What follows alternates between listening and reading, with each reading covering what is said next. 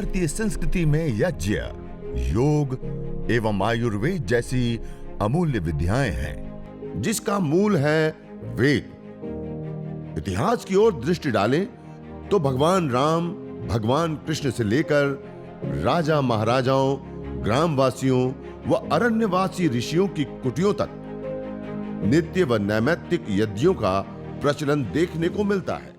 क्षयं जाति पुष्पम मधु सिद्धार्थ कावचा गण धूप इति आख्यातः सर्वभूत रुजापह।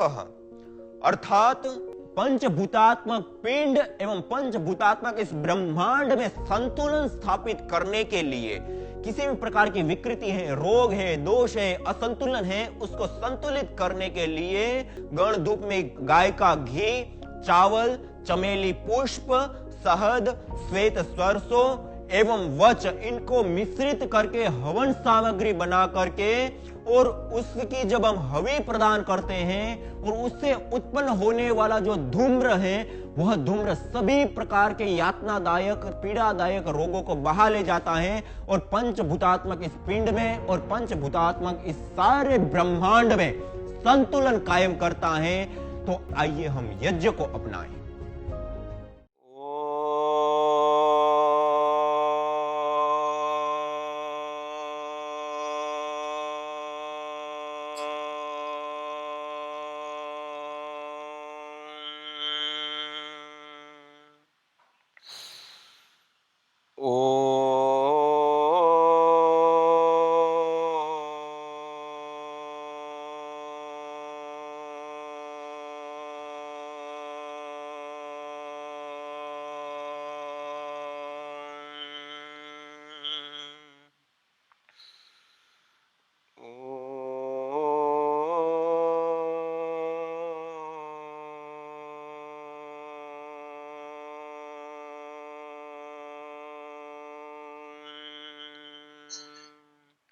ओम विश्वानि देव सवितर्दुरितानि परासुव यद्भद्रं तन्न आसुव।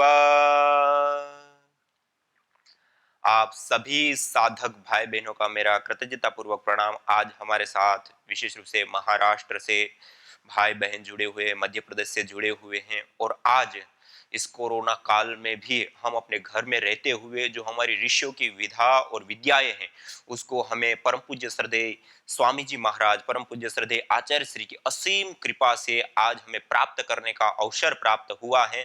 तो आज हम सब मिल करके हमारे ऋषियों की विद्या यज्ञ को हम जानेंगे और यज्ञ को हम अपने जीवन में कैसे धारण करके अपने जीवन में सुख, शांति, समृद्धि, सद्भाव और अच्छाइयों को कैसे हम बढ़ा सकते हैं, इस विषय में हम सब मिल करके आज के इस सत्र को आगे बढ़ाते हैं और आगे करते हैं। यज्ञ करने के लिए हमारे पास कौन कौन से संसाधन की हमें आवश्यकता होती है, उस विषय को हम पहले जानेंगे। यज्ञ करने के लिए पहले हमें छोटा सा ऐसा कोई भी हवन कुंड हमारे पास हो, चाहे वो ताम्र का हो, लोहे का हो, कोई भी धातु का, मिट्टी का भी हम बनाया हुआ ले सकते हैं, या फिर कोई एक थाली विशेष लेकर के उसके ऊपर थोड़ा सा कंकण पानी से धुल करके और उसके ऊपर थोड़ी सी रेत पानी से धुल करके रख करके और थोड़ा गौमूत्र आदि का छिड़काव आदि करके उसको शुद्ध पवित्र करके और उस थाली के ऊपर भी हम समिधाओं का चयन करके दैनिक अग्निहोत्र कर सकते हैं। इसको हमारे शास्त्रों में कहते हैं स्थांडिल। तो हवन कुंड हो तो बहुत अच्छी बात है। आज बाजार में इस प्रकार के छोटे छोटे हवन कुंड सब जगह पे उपलब्ध हो गए हैं, तो इस प्रकार का हवन कुंड भी हम छोटा सा ले सकते हैं। उसके साथ साथ हम कोई भी पात्र का चयन कर सकते हैं जिसमें हम अग्नि का आधान करके यज्ञ कर सके। दूसरी हमें आवश्यकता होती है समिधाओं की। समिधा मानी सम्यक ईंधन, अच्छा ईंधन, श्रेष्ठ ईंधन। जो यज्ञ के लिए जिस ईंधन का प्रयोग होता है उसको कहते हैं समिधा। यह आम की हो सकती है, पीपल की, बरगद की, गुलर की, पलास की, या मदार, अपामार्ग से लेकर के और भी कई सारे ऐसे पेड़ पौधे हैं जिसका विधान है। उन समिधाओं का हम चयन कर सकते हैं और उस समिधाओं को हम ले सकते हैं। दूसरी हमें आवश्यकता होती है जड़ी बूटियों की सामग्री की।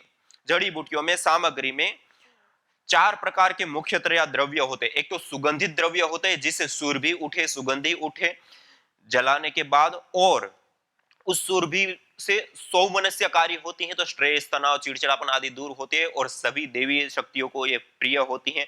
तो सुगंधित पदार्थ को भी हम इसमें प्रयोग करते हैं, जैसे तगर है, अगर है, जावित्री है, जायफल है, इलायची है, लौंग है, इन सारी चीजों को इसमें मिलाते हैं, कुछ सुगंधित पदार्थ। दूसरा होता है मिष्ट पदार्थ, मीठे, जैसे शक्कर, मिश्री आदि को थोड़ी सी मात्रा में मिलाते हैं। तीसरा होता है रोग निवारक पदार्थ, अर्थात औषधियां, जड़ी बूटियां, जिससे हमारे शरीर के रोग दूर हो। गिलोय से लेकर के, अपामार्ग से लेकर के, ये अलग अलग जो हमारे रोगों को शांत करने के लिए जिन जिन जड़ी बूटियों का प्रयोग होता है, अश्वगंधा से लेकर के आदि आदि औषधियों का सम्मिश्रण किया जाता है। और इसी प्रकार से पुष्टिकारक द्रव्य, जैसे इसमें बादाम है, मखाने हैं, या इस प्रकार की जो भी पुष्टिकारक गृहणीय पदार्थ होते हैं, काले तिल हो, और उसके साथ साथ उड़द है, इन चीजों का प्रयोग लेते हैं। इन चार प्रकार के द्रव्यों को इसमें सम्मिश्रित करके हम इस सामग्री को तैयार करते हैं, जिससे हम हवन करते हैं, यज्ञ करते हैं, हवन आहूत करते हैं जिन द्रव्यों को। और दूसरी हमें मुख्य भविष्य के रूप में आवश्यकता होती है गाय की घृत की। ये मेरे सामने पात्र के अंदर यह गाय का घी रखा हुआ है। ये गाय का घी विशेष करके अग्नि का, यज्ञ का मुख्य आहार कहा गया। घृतम व यज्ञ कह दिया, अर्थात घृत ही यज्ञ रूप है। इस प्रकार के भी हमें प्रमाण मिलते हैं। तो ये घृत जो है वो यज्ञ का एक मुख्य भविष्य है, और यह गाय का घी होना चाहिए। और ये अभी पतंजलि गाय का शुद्ध देसी घी भी आज सभी जगह पे उपलब्ध है, तो हम उसका भी प्रयोग ले सकते हैं। और सामग्री के रूप में भी ये अपने पास दो प्रकार की सामग्री, पतंजलि आस्था हवन सामग्री और पतंजलि दिव्य हवन सामग्री, जिसको आप यज्ञ करने के लिए, हवन करने के लिए अपने घर पे ला सकते हैं, जैसे मैंने अपने सामने ये रखी हुई है। तो इस प्रकार से एक उस हमने जड़ी बूटियां, घृत, समिधा, हवन कुंड, यह अत्यंत आवश्यक द्रव्य है। इससे अतिरिक्त हमारे पास एक छोटा सा दीपक हो, दीपक के अंदर हमने रुई बाती लगा दी है। ये रुई की बाती तैयार भी आती हैं, आपके पास रुई है तो आप उस रुई से बना करके एक छोटी सी बाती लगा दे, एक दीपक रख ले। यह कपूर है, प्रीमियर कपूर। यह कपूर की एक टिकिया लेकर के पहले हमने संविधा छोटी छोटी हवन कुंड के तल में डाल दी। उसके बाद उसके ऊपर 2-5 चम्मच हमने छोटा छोटा थोड़ी मात्रा में हमने घी को रख दिया, इसे थोड़ा सा रुई रख दिया, और रुई के ऊपर थोड़ा सा घी डाल दिया, और 2 संविधा खड़ी और 2 आड़ी, इस प्रकार से चयन करते हैं, जिससे साइड में से हवा का प्रभाव उसको मिल सके। और एक कपूर की टिकिया लेकर के उसको दबाते हैं तो पाउडर हो जाता है। उस पाउडर को ऐसे थोड़ा सा उस रुई के ऊपर, उस संविधाओं के ऊपर जो घी हमने डाला उसके ऊपर रख देते हैं। और एक टिकिया लेकर के हमने ये श्रू में रख दिए, अग्न्याधान के समय व्यवस्थित रूप से अग्न्याधान करने के लिए। यह शुद्ध प्रीमियर कपूर है, पतंजलि कपूर। आज बाजार में बहुत सारे कपूर हैं, लेकिन उसमें प्रामाणिकता कितनी है उसको कहने में बहुत वो होता है, क्योंकि आज बहुत ही मिलावट के साथ भी कपूर प्राप्त होते हैं। तो परम पूज्य श्रद्धेय आचार्य श्री ने मिलावट रहित, जहर रहित जो है कपूर हमें उपलब्ध कराया है, तो इस कपूर को हम ले सकते हैं। दूसरा, आचमन, अंग स्पर्श आदि क्रियाओं को करने के लिए एक छोटे से पात्र के अंदर जल और एक छोटी सी चम्मच हम ले ले, कोई भी पात्र ले। सामान्य रूप से ये पानी का पात्र है, तो यदि ताम्र का हो तो हमारे शास्त्रों में श्रेष्ठ बताया है कि ताम्र के पात्र में रखा हुआ पानी शुद्ध हो जाता है, पवित्र होता है, और हमारे शरीर के लिए भी हितकारी होता है। और इसी प्रकार से जैसे तांबे के पात्र में ये पदार्थ होते, इसी प्रकार घी के लिए विशेष रूप से कांसा का पात्र हो तो विशेष रूप से लाभकारी होता है। इसी प्रकार से हम हवन कुंड लेते तो हवन कुंड हम विशेष रूप से तांबे का लाभकारी होता है, लेकिन उसके साथ साथ हम अन्य धातुओं का भी हम बना सकते हैं। दूसरा, यह हमारे पास एक कलश है, कलश के अंदर भी हमने कुछ जल रखा हुआ है। जब हम जल सिंचन आदि करते हैं उस क्रियाओं में विशेष करके यह लाभकारी होता है। तो एक कलश के अंदर हम थोड़ा सा जल रख दे। ये आपको जैसे अभी गाय के गोबर की संविधा बताई, तो ये हमारे पास ये कुछ गाय के गोबर की संविधाओं का चयन किया हुआ आपके पास है। तो ये कुछ अत्यंत आवश्यक यज्ञ के लिए कुछ सामान आपके सामने रखा। अब हम यज्ञ करना प्रारंभ करेंगे। यह गुग्गुल है। गुग्गुल एक पेड़ का वीर्य निर्यास गोंद होता है। यह इसको हवन में भी डालते हैं। तो कहा है कि गाय का घी और गुग्गुल, घृत गुलगुलो होमे च सर्वोत्पातादि मर्दनम, घृत और गुग्गुल का हवन करने से सभी प्रकार के जो उत्पात है, सभी प्रकार के जो दोष है, उसकी शांति होती है प्रकृति में। और इसी प्रकार से इस गुग्गुल को अथर्ववेद में कहा है, न तम यक्ष्मा अरुंधते नैनम सफतो अश्नुते यम भेषजस्य गुलगुलो सुरभीर गंधो अश्नुते। जिस व्यक्ति को इस गूगल विशेष की सुगंधी प्राप्त होती है, वह कैसे किसी भी प्रकार के रोग, पीड़ा, दोष, संताप से युक्त हो सकता है। उसके जीवन में सुख, शांति, समृद्धि, अच्छाइयाँ आती हैं। उस घर में देवीय शक्तियों का वास होता है, जिस घर में गुग्गुल विशेष की धुनी होती है, हवन होता हो। तो ये गुग्गुल भी हमें विशेष करके प्रयोग में लाना चाहिए। और यह पत्रक है, तो इस प्रकार का कोई भी विधि के लिए हमें मंत्रों का उच्चारण बहुत ही आवश्यक होता है। तो मंत्रों के उच्चारण के लिए हमने पत्रक भी बनाया है, तो आपको व्हाट्सएप के ऊपर भी ये पत्रक मिल जाएगा और अभी मैंने भेज भी दिया था। तो ये जो पत्रक है, इस पत्रक में विधिवत जो दैनिक अग्निहोत्र है, जिसमें हमने 16 आहुतियां देनी होती हैं विशेष करके, तो उसकी विधि इसमें पूरी तरह से बताई हुई है। तो ऐसे कोई पत्रक या पतंजलि योगपीठ से ही अभी हमें दैनिक अग्निहोत्र विधि करके परम पूज्य श्रद्धेय स्वामी जी महाराज, आचार्य श्री महाराज ने हमें एक छोटी सी पुस्तिका उपलब्ध कराई है। तो उस पुस्तिका को भी आप अपने नजदीक के स्टोर से या दिव्यप्रकाशन.com से आप ऑनलाइन भी इन पुस्तकों को, यज्ञ की पुस्तक हो या स्वाध्याय की पुस्तक हो, उसको आप मंगा सकते हैं। और उन पुस्तकों में विधिवत यज्ञ की विधि आदि बताई है, तो उस विधि से भी आप कर सकते हैं। तो आइए, ये कुछ मंत्रों का उच्चारण, चयन आदि के विषय में मैंने आपको बताया। तो दैनिक अग्निहोत्र के 16 मंत्र होते हैं, 16 आहुतियां हमें देनी होती हैं। तो हम सब मिलकर के आज उस यज्ञ को प्रारंभ करेंगे। सबसे पहले सीधे बैठते हुए मंगलाचरण करते हैं, अर्थात 3 बार पावन ओंकार का उद्घोष करेंगे। तो आइए, आप में से जिन भाई बहनों ने अपने घर में तैयारी की है, वह भाई बहन अपने घर में ही मेरे साथ साथ यज्ञ करेंगे। और जो भाई बहन ने तैयारी नहीं की है, तो आप निष्ठा पूर्वक, श्रद्धा पूर्वक मेरे साथ साथ मंत्रों का उच्चारण अवश्य करेंगे, तब भी आप विशेष इसका लाभ प्राप्त करेंगे। तो आइए, सब लोग सीधा बैठते हुए, दोनों हाथों को ज्ञान मुद्रा में रखते हुए, लंबा गहरा श्वास भरते हुए ओ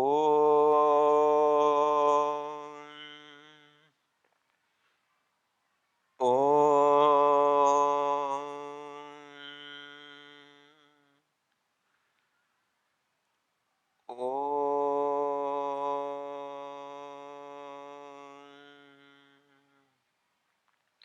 ऐसे 3 बार ओंकार का उच्चारण करते हुए हम मंगलाचरण करते हैं।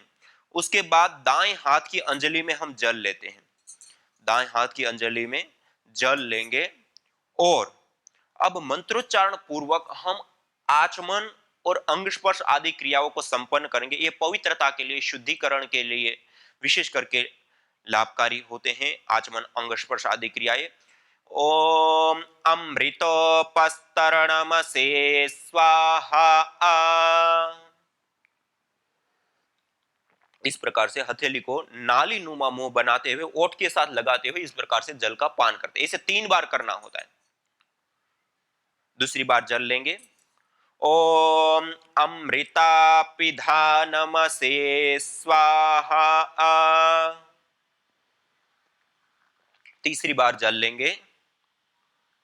ओम सत्यम यशः श्रीर्मय श्री श्रयतां स्वाहा।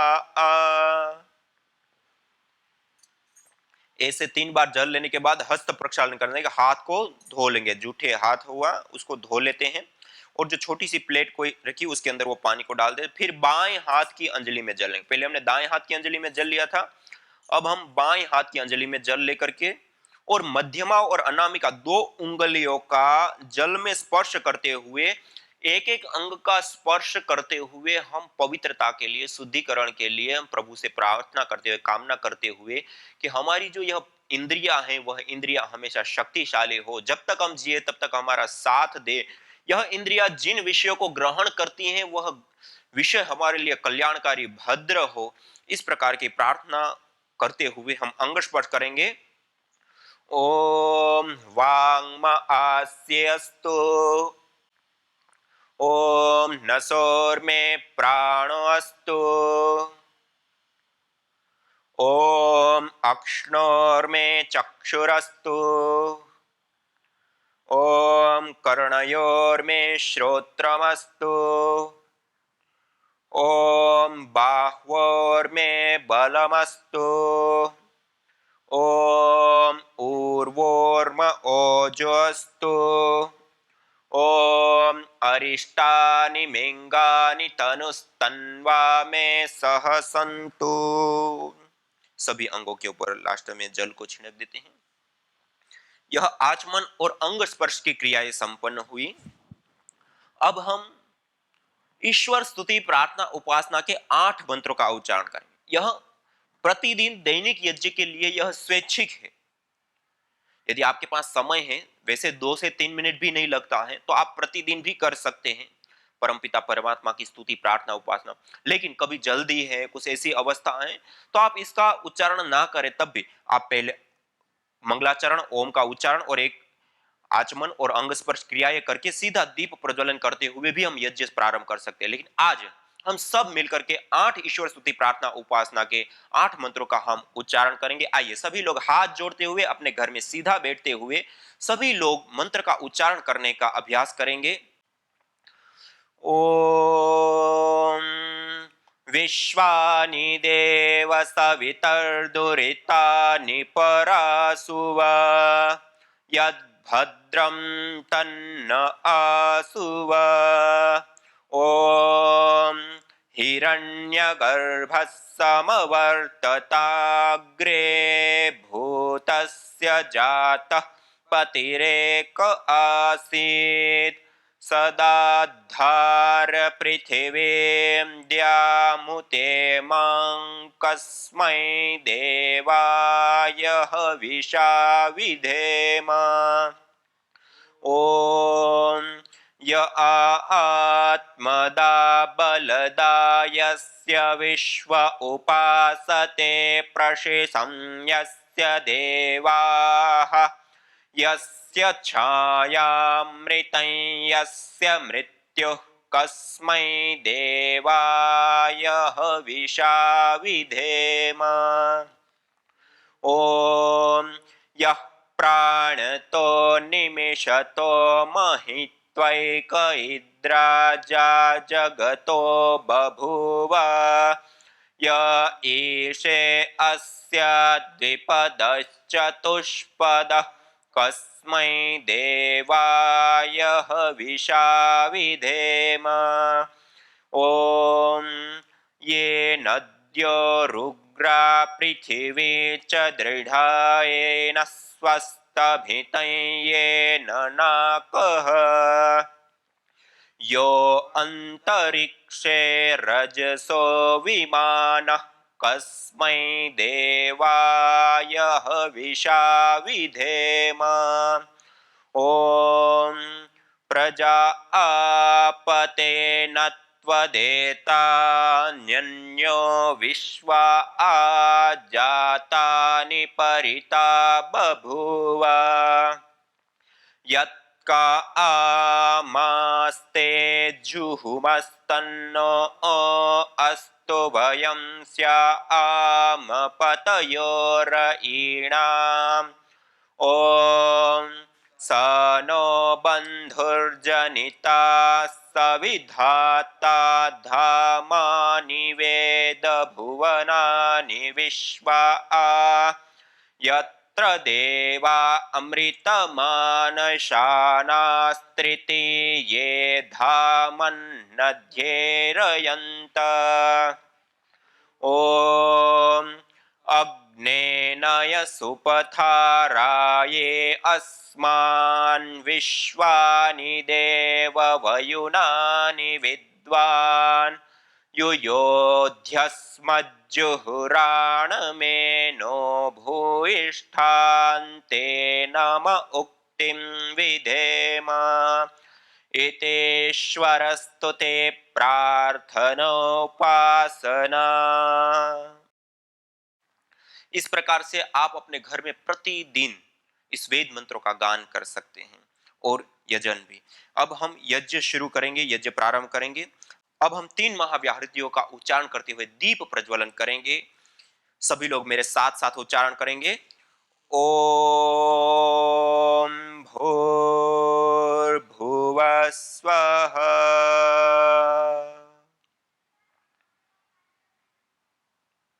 दीप प्रज्वलन करने के बाद अब हमारे पास श्रू के अंदर जो हमने कर्पूर रखा था, उस कर्पूर को दीप के माध्यम से प्रदीप्त करते हुए हम वेदी के मध्य में अग्न्याधान करेंगे। ॐ भूर्भुवस्वर्योरिव भूम्ना पृथिवीवरिम्ना तस्या आस्ते पृथिवी देवयजने पृष्ठे अग्निमन्नादमन्नाद्याया दधे। वेदी के मध्य में हमने स्थापित कर दिया और अगले मंत्र के माध्यम से हम छोटी छोटी संविधा लगानी पड़े, घृत की आहुति देनी पड़े, कुशा लगानी पड़े, हवा देनी पड़े, जो भी आवश्यकता पड़े इस अग्नि को प्रदीप्त करने के लिए वो क्रियाएं की जाती है। ओम उद्बुद्ध्य स्वाग्ने प्रतिजागृहे त्वमिष्टा पूर्ते सगं सृजेथामयञ्च अस्मिन् सधस्थे अद्युत्तरस्मिन् विश्वे देवा यजमानश्च सीदत। अब हम समिधाओं का आधान करेंगे। हम लकड़ी को, समिधा को 4 4 8 अंगुल की ऐसे छोटी छोटी समिधाओं को हम यज्ञ वेदी के बराबर में हम तैयार करके रख लेते हैं और उसके ऊपर थोड़ा सा घृत का ऐसे सिंचन कर देते हैं, घृत से युक्त कर देते हैं।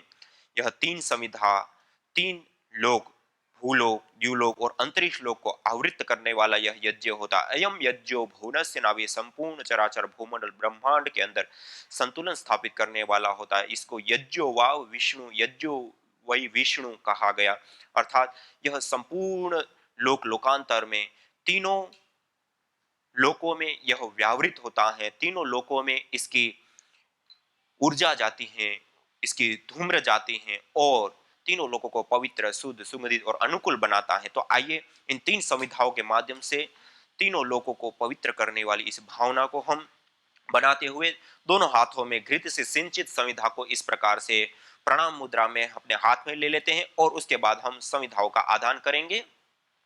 ओम अयंत ईद्म आत्मा जात वेदस्ते नेध्यस्व वर्धस्व चेद्धवर्धय चास्मान् प्रजया पशुभिर्ब्रह्मवर्चसे नान्नाद्येन समेधय स्वाहा।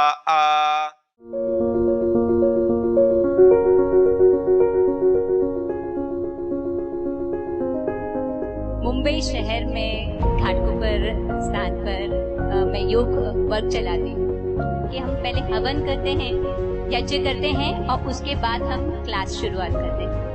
तो ऐसे ही हमने यहाँ पर कैंसर जैसे जो पीड़ित हैं उन्हें हमने पूरी तरह से फ्री रखा है। तो वैसे ही सुनकर एक महिला हमारे यहाँ पे आई, तो उसे ब्रेस्ट कैंसर ऑलरेडी हुआ था। मुझे बहुत कमजोरी महसूस होती है, तो इसके लिए मैं योग वर्ग में आई हूँ यहाँ पर उसके बाद में 1 महीने के बाद में उसे वापस पीछे यानी पीठ की तरफ दर्द होने लग गया। तो दर्द होने लग गया तो हमने कहा कि आप डॉक्टर से चेकअप करा लीजिए। पर जब चेकअप कराने गई तो डॉक्टर ने उसे कहा कि जो कैंसर आपको ब्रेस्ट में हुआ था वो पीछे आपकी मेरुदंड में फैल गया है, आपकी पीठ में पूरा फैल गया है। तो अब आप तो 1 महीने के ही मेहमान हैं, धीरे धीरे आपका चलना फिरना बंद हो जाएगा, आप पूरी तरह से बेड पे आ जाएंगे। तो बहुत मायूस होके पूरा परिवार रोते रोते हमारे यहाँ आया। तो उन्होंने कहा कि ऐसे ऐसे है करके। तो हमने फिर यज्ञ करने के लिए उन्हें कहा। वहाँ पे सुबह डॉक्टर साहब उन्हें यज्ञ थेरेपी देते थे और उसके बाद में शाम के वक्त हम उनके घर में करते थे। तो 1 महीना या 15 से 20 दिन हम उसका हाथ पकड़ के जा रहे थे। तो 1 महीने के बाद उसने कहा कि मैडम अब आपको आने की जरूरत नहीं है, मैं अकेली जा सकती हूँ। तो उसके बाद इतना उसका आत्मविश्वास बढ़ा और 1 महीना तो गुजर गया। जो डॉक्टर ने कहा था कि वो बिल्कुल बेड पे आने वाली है, वो 1 महीना तो गुजर गया। 5 महीने तक वो लगातार मीरा रोड जाती रही और शाम के वक्त हम उनके यहाँ पे सेवा देते रहे। वो महिला बहुत ही अच्छी तरह से स्वस्थ है और चल फिर रही है। तो यानी देखिए डॉक्टर सबको ही यज्ञ देव ने पूरी तरह से फेल कर दिया। तो यानी यज्ञ से हम ये बड़ी बीमारी हम जो कहते हैं इसे भी कैंसिल कर दिया है, कैंसर को कैंसिल कर दिया है। यज्ञ भारतीय संस्कृति का मूल है। तो आइए हम संकल्प लें संसार के श्रेष्ठतम कर्म यज्ञ को अपनाएं। पिंड और ब्रह्मांड में संतुलन कायम करने वाले यज्ञ को अपने जीवन का अभिन्न अंग बनाएं एवं प्रकृति मां के प्रति अपने ऋणों को अदा करें। विश्व स्वास्थ्य का एक नारा, यज्ञ से होगा जग उजियारा। भारतीय संस्कृति की अमूल्य विरासत यज्ञ की महिमा को जानने हेतु वैदिक चैनल पर प्रतिदिन प्रातः एवं सायं 11:30 बजे यज्ञ महिमा कार्यक्रम से जुड़े। विशेष जानकारी हेतु संपर्क करें। मोबाइल 9068565306।